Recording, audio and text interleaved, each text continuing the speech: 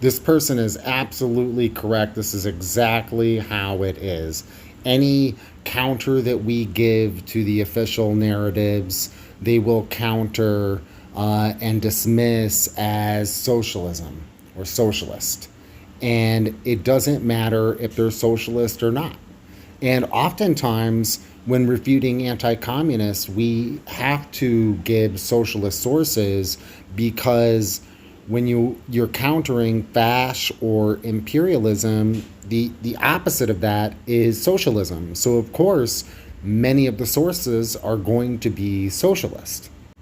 And when I'm replying online to anti communists, I'm very seldom ever actually speaking to them. I'm speaking to everybody else who's watching the conversation, especially people that are on the fence or don't know much about the situation. That's who I'm hoping to reach.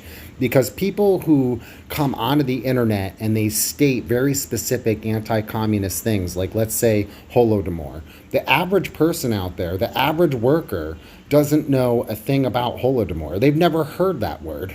It's not commonly taught about information. Most people in the U.S. don't know anything at all about Ukrainian history. They don't know anything about Ukrainian nationalist or Bandera. They don't know where or who created the word Holodomor. They don't know that it was German fasc and Ukrainian nationalists that created the idea that the famine in the USSR was man-made.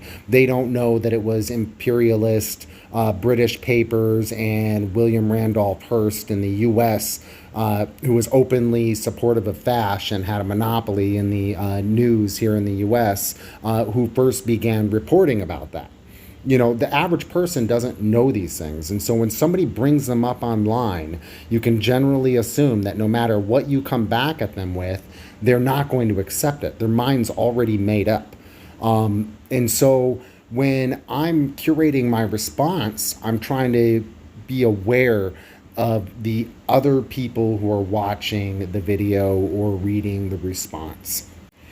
And on this person's last statement here that they're a doctor and they tried to educate people about COVID so they know the game, I cannot imagine how incredibly frustrating of a position you must have been in the last couple of years trying to explain to people as a doctor. I mean, talk about a hair-pulling situation.